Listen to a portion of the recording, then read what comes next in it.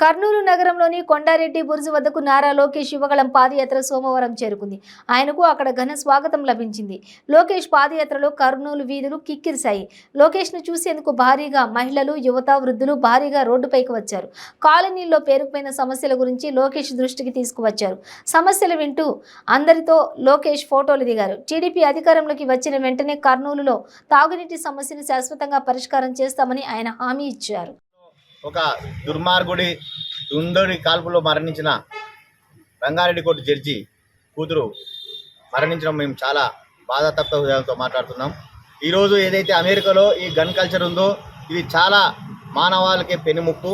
ఈ gun culture అనేది ఒక ఫ్యాషన్ అయిపోయింది. అక్కడ అమెరికాలో చిన్న చిన్న పిల్లలు కూడా గన్నులు పట్టుకొని విచ్చలవిడిగా కాల్పులు జరిగిన సంఘటనలు ఎన్నో ఉన్నాయి. ఈ గన్ కల్చర్ విధాన్ని రద్దు చేయాలని మేము ముక్తకంఠంతో డిమాండ్ చేస్తున్నాము. భద్రతా మండలి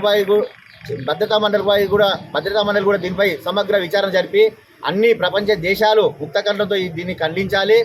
అక్కడ అధ్యక్షుడు కూడా జో బైడెన్ గారు త్వరగా ఈ గన్ కల్చర్ విధానంపై చర్య తీసుకొని అక్కడ గన్నులను ఏ విధంగా అయితే లైసెన్స్ దాన్ని కఠినతరం చేయాలి. ఇంత పెద్ద భారతదేశంలో కూడా గన్ కల్చర్ అనేది లేదు. ఈరోజు అమెరికాలో జరుగుతున్న గన్ కల్చర్ భారతదేశం నుండి వెళ్ళిన విద్యార్థులు ఎక్కువ బలైపోతున్నారు. దీనిపై మన ప్రధాని మోడీ గారు కూడా అక్కడ ప్రధానమంత్రి, అక్కడ రాష్ట్రపతి, అక్కడ చైర్మన్, అక్కడ అధ్యక్షునితో మాట్లాడి ఈ గన్ కల్చర్ విధానాన్ని రూపమార్గంగా చేయాలి. ఈ విధంగా గన్ కల్చర్ విధానం వల్ల అమెరికాలో ఇప్పటికి దాదాపు 15 లక్షల మంది చనిపోయినట్లు వివరాలు తెలుపుతున్నవి. ఈ గన్ కల్చర్ విధానం ఇదే విధంగా ఉంటే అమెరికాలో ప్రతి పౌరునికి కూడా భద్రత లేకుండా పోతుంది. ముఖ్యంగా అమెరికాలో నివసిస్తున్న భారతీయులు శాంతి కాముకులు. మన దేశం నుండి విద్యార్థులకు ఏమీ తెలియదు. ఆ గన్ కల్చర్ వల్ల మన విద్యార్థులు ఎక్కువ బలి అయిపోతున్నారు. కాబట్టి ఈ గన్ కల్చర్ విధానాన్ని త్వరగా రద్దు చేయాలని చెప్పి అక్కడ ప్రభుత్వాన్ని మేము డిమాండ్ చేస్తున్నాము.